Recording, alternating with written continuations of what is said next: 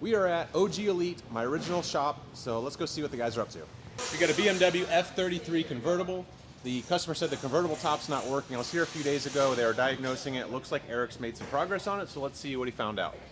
Eric, Yes. what'd you find out with this car? I know the convertible top wasn't working. It was not.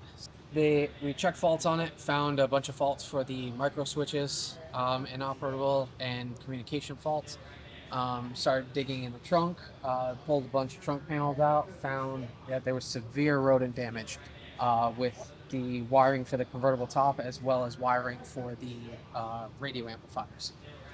Basically pulled everything apart, installed a new wiring harness back there for the convertible top operation that routes through the hinges back there and some micro switches, and then repaired a bunch of wiring for the both the active sound design and the main radio amplifier. Nice. Yeah, you did a good job. The wiring looks really good. Thank you, appreciate it. All right, so we just got to get all this back together, putting all the paneling back in. Customer will be all wrapped up then after that. Yes, they will. Cool. Yep. Yeah, it's in transformer mode right now. It is. Cool. Thanks, dude. Yeah, no problem. Over here, we got a 2015 Porsche Cayenne Turbo S. These have a 4.8 liter V8. These things are awesome. What are we doing with this thing? We are doing engine mounts. What else? And engine mounts. Yeah. Wait, you got to do all of this just for engine mounts? Oh yeah. See, engine mount is hiding way back in there. So turbo guy here has got to come completely off to get to that. Are you serious? So, okay, so we got to take... It's got two, obviously, right? It's one on the other side as well. The other one's buried way back there. So Oh my gosh. this fancy little guy stuffed behind the turbo. And yeah. You can actually see the engine mount right there. It's kind of got like a skirt, and you can see the opening of the hole right there. So when you compare it to this one, you see how much higher that skirt is over the hole. And that one is all the way down. Obviously, you got the weight of the engine not helping it either, but it shouldn't be that far down. So the customer complained of a Vibration at idle while driving, kind of just all the time. To determine it was the engine mounts, put it up in the air with the engine running, someone in the car to confirm, and then we put a pole jack at the bottom of the engine, just lifted it half an inch, and then the vibration completely went away. Oh, there you go. So the engine's just basically collapsed on itself. The engine mount is no longer absorbing that vibration, so it's just being felt throughout the car. If you guys remember a few weeks back, we had one like this at Rent House, one of the other shops. Preston was working on it, and the water pump and the thermostat were bad. Well, the thermostat, so this one, if I zoom in, you can see like the flange has bolts. So this is the updated version. The old version is like glued on, and the glue comes out. And the other leak that we had on the other Cayenne as well was this coolant bridge that runs across, and this piece was leaking from the other car, which was glued in. But you can see this one, you can see the nut there. So that one's threaded in. So you can see that this already has the updated version. So we're not going to experience the same coolant leaks like we did with the other Cayenne from the other shop. All right, this is the front lobby area of our OG Elite Motorworks. Hi to Jacob. Hello, hello. Say hi to Christine. Over here is our, we got to get a new sticker made because the other one fell off, but it says meet the team or meet our team. And so we had pictures taken of everybody. And at every shop, you will see this guy's picture right there. That's my dad. And he's always helping us out. In our lobby, we have this Instagram counter. So if anybody ever follows us or unfollows us, it'll count it and let everybody know. So it's kind of neat. Oh, looks like we got another follow. Let's see. Oh, unfollow. Did you just unfollow me? Yeah. So we have this wooden bowl on the counter. And the reason we have this is because a customer of ours actually made this for us. Yeah, right there. It was a couple years ago, and it's really cool. So I was happy to get that from our customers, so we just keep it out. Or sometimes we'll put fruit or candy or something in there. All right, so we got a Miami Blue Macan S with some yellow calipers. You guys might see this, might know it's a little familiar because this is my car, actually technically my wife's car. Yellow calipers typically signify that they are carbon ceramics. I had these powder coated.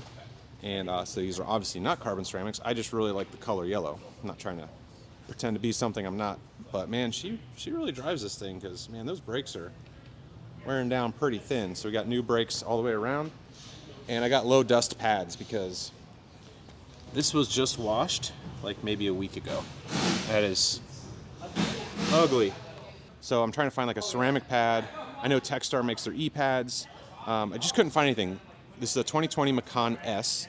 I told the guys, I said, I'm tired of the brake dust. Please find me some brake pads that are low dust. The problem is the 2020 Macan S, we can't find them, but these guys did a very good job, and they found the only pads that we could find available, which are these right here, these Power Stop Evolution low dust formula. So I'm not exactly a huge fan of aftermarket brakes, so I'm going to test these out since it is my car. We're going to see how they perform, make sure they're not noisy, make sure they actually put out low dust, make sure the brakes still work. And if they work out good, then this will be something that we can offer our clients later on. So we will let you guys know. Every shop has their sticker cabinet.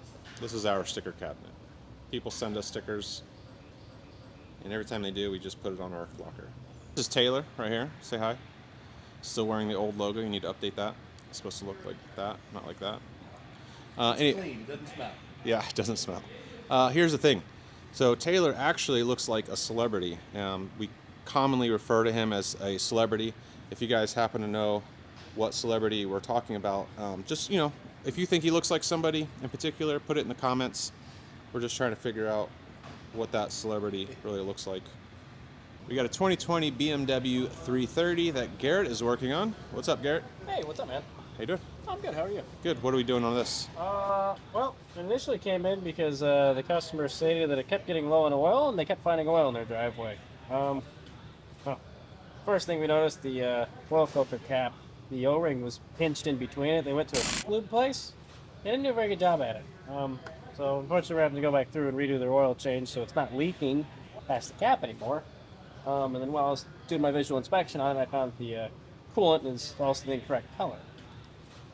When it's the incorrect color, the BMWs typically have a blue coolant. It's almost a navy blue color. Yeah, that's brown. Wherever they went, they put almost a bright green color in it, and it mixed, and it smells, and it's bad for the system. So we're going to go ahead and flush both those reservoirs out, and we're going to do a new oil change on it and clean the underside. Should be good to go.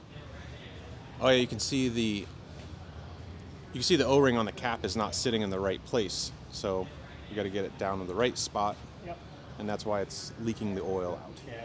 This is why it's very important when you have a specialized car to take it to a specialized shop, because this is what we work on. We do it all the time. We don't work on Hondas. We're not going to I would not want you to bring your Honda to me. I would want you to take it to somebody who specializes in Honda, because they know all the little tips and tricks to make your Honda right.